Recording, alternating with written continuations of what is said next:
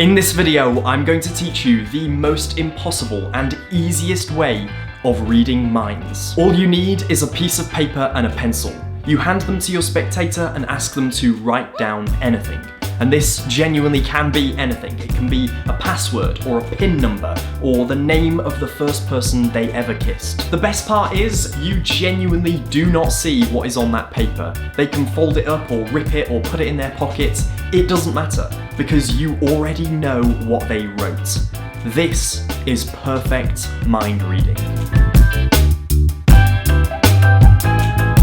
Yo, what's up guys? Welcome back to the channel, welcome to another tutorial video, and today I've got a banger for you. I have got one of my favourite mentalism tricks ever, and the only thing you need is a piece of paper and a pencil. Well, a few pieces of paper if you want to do it multiple times, and actually, a few pieces of paper kind of plays into the method, you'll see in a second. By the end of this video, you are going to go and perform this to someone and blow their socks off. And yes, the only thing you need is really just some paper and a pencil, which is such a natural thing to have, and even if you don't have it with you, you can go and get some from nearby and perform this. If this is the only thing you have on you, then you're in luck because you still have an incredible trick.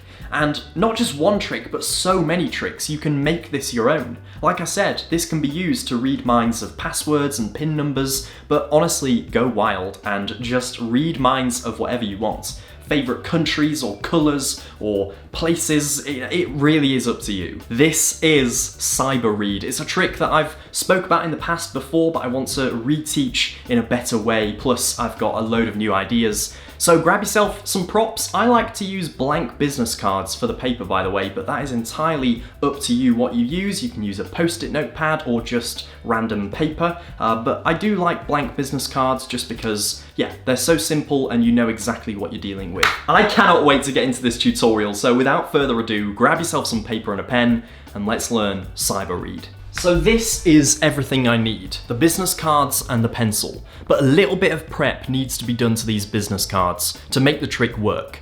And the prep is so simple. What I'm going to do is use the pencil itself to create an impression device. An impression device is where something is written on something, but it's secretly written on something else. It makes an impression of that writing, and that is the general principle of how this is going to work. But to do the impression device, I'm going to create a light grey area using the edge of the pencil lead. So I'm using this long, flat edge. I'm not drawing like this, I'm using the edge just to create a light, wide dusting of lead, and I'm going to do that across the entire thing. When you're done, it should look a little bit like this. We have a nice, large, wide grey patch. I've gone over it a few times so that it's covered in pencil lead, and this will be our makeshift device. I'm going to try not to touch it or smudge it. As you will see, it's really important that you don't do that. I'm now going to put it underneath the top one, face down. So the grey patch is underneath. We have the rest of the business cards, we have the grey one facing down, then we have blank top and a completely blank one like so. And this is the setup. When something is written on the top one, it will also be written on the third one down. Because of this grey patch, whatever you write on the top, that pencil lead here will transfer onto the blank one in the shape of whatever I write. That is the principle, and it's so simple and yet so deceptive. The spectator will never guess that this is how it's done. So the only thing you need to worry about is, first of all, handing the spectator the pad the right way up, and you can do that via a few methods. If you want, you can have the setup done on both sides, but you can put a line like so on here just so that you know which way round it is. So I want the clean side, not the one with the small grey line on. Now I hand the spectator the pencil and the paper, and there are a few subtleties here that are really important to make sure that the trick works. First of all, and the most important one, is the justification of them writing down in the first place, because you might think that getting them to write it down is enough, but it absolutely is not. You need to justify why they're writing it down, because if you really could read minds, they wouldn't need to write it down. So never, ever perform this for one person, because otherwise there is no justification for them writing it down.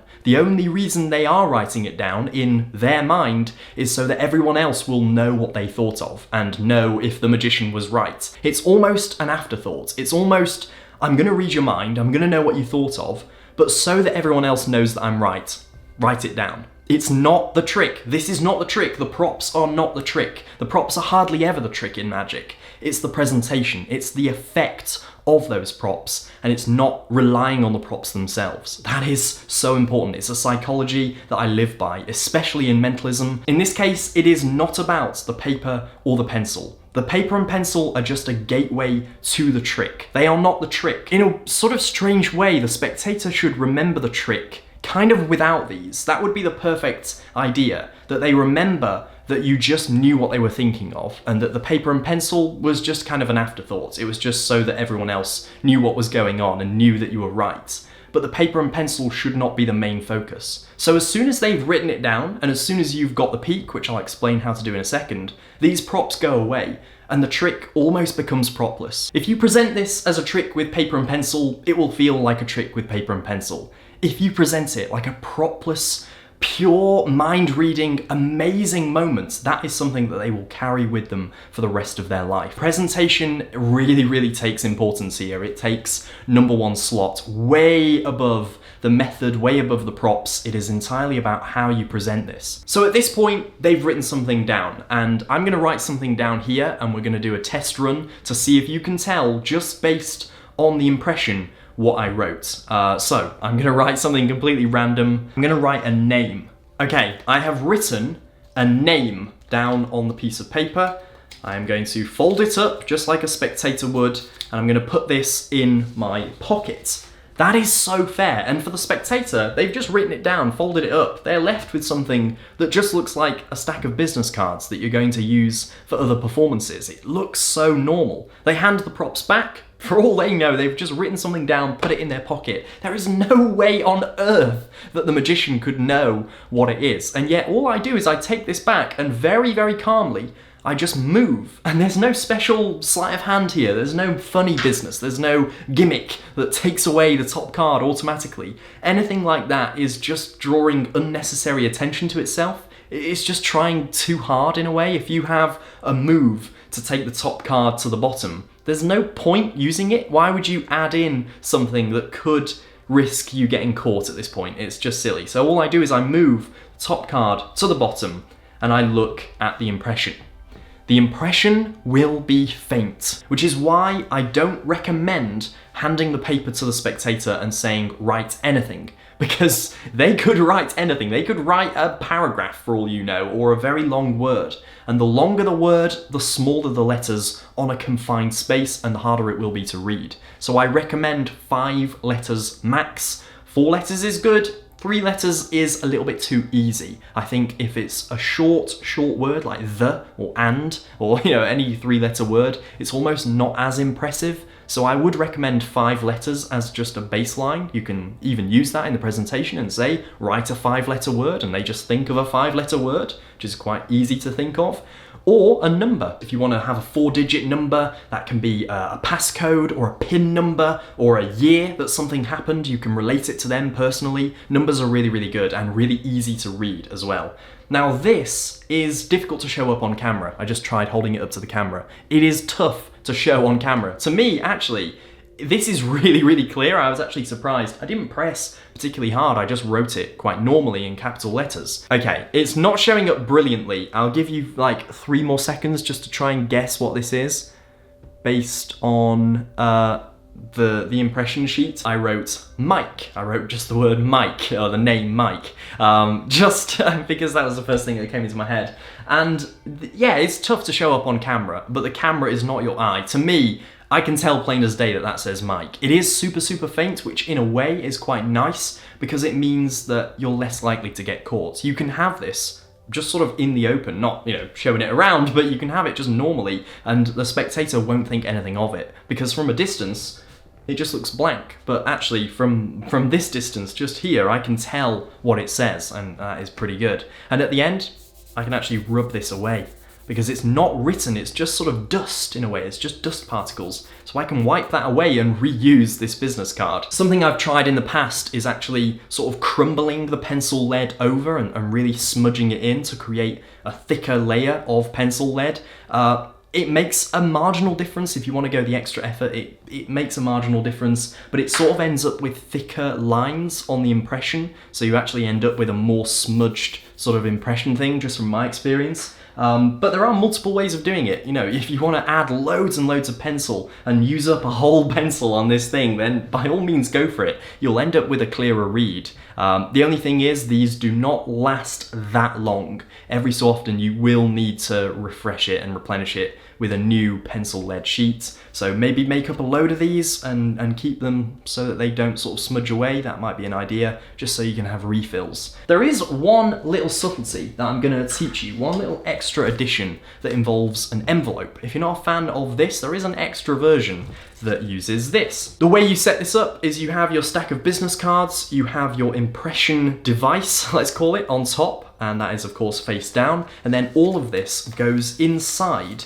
an envelope, just like so. I'm going to put it this way around inside an envelope, and now this is just the carrier for your business cards.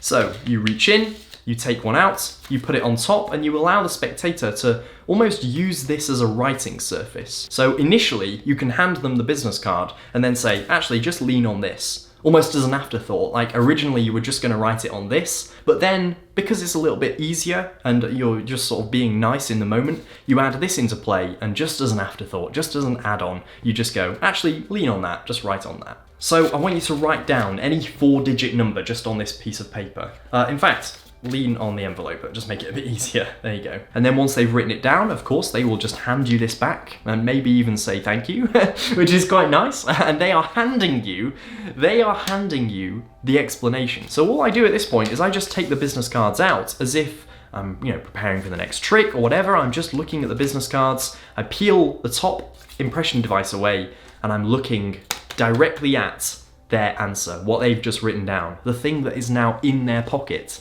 I'm looking at. I'm looking at a copy of it that they've made without even realizing. It's quite an incredible moment, and that is Cyber Read. It is pretty much a go-to of mine, I'll be honest. This is a mentalism go-to and something that I'm more than happy to share because I think that the method is so universal, so simple, and so easy as well. So there we go, that is Cyber Read. I really, really hope you enjoyed it, and if you enjoyed this tutorial, make sure to click the thumbs up button down below. That is massively appreciated. And if you made it to this point of the video and you enjoyed this and want to see more tutorials and videos in the future, if you like anything to do with magic, I'm sure you'll like my channel. So make sure to subscribe, and I will see you in the next video. Goodbye. I think you're gonna have to be, or you're gonna have to go to Paris.